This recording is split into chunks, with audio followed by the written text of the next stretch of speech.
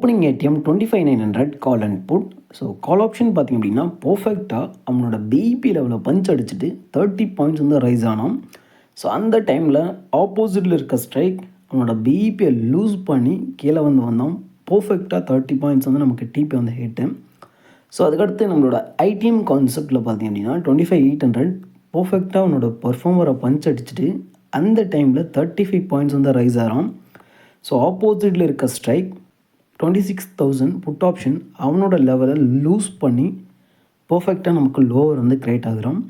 So after நமக்கு வந்து direction change ஆச்சு. ஸோ டைரக்ஷன் சேஞ்ச் ஆனதுக்கப்புறம் 26,000 புட் ஆப்ஷன் அவனோட லெவலில் பர்ஃபெக்டாக பஞ்ச் அடிச்சுட்டு 35 பாயிண்ட்ஸ் வந்து ரைஸ் ஆனோம். ஸோ இதெல்லாம் என்ன அப்படின்னா, ஸோ ப்ரீமியத்தில் நம்ம டேட்டா பேஸ் பண்ணி ட்ரேட் பண்ணிகிட்ருக்கோம். ஸோ எக்ஸலண்ட்டாக வந்து ஒர்க் ஆகிட்டுருக்கு. கேஸ் இதை பற்றின டீட்டெயில் நீங்கள் ப்ராப்பராக கற்றுக்கிட்டு ட்ரேட் பண்ணணும் அப்படின்னா டீச் பண்ணிகிட்ருக்கோம்.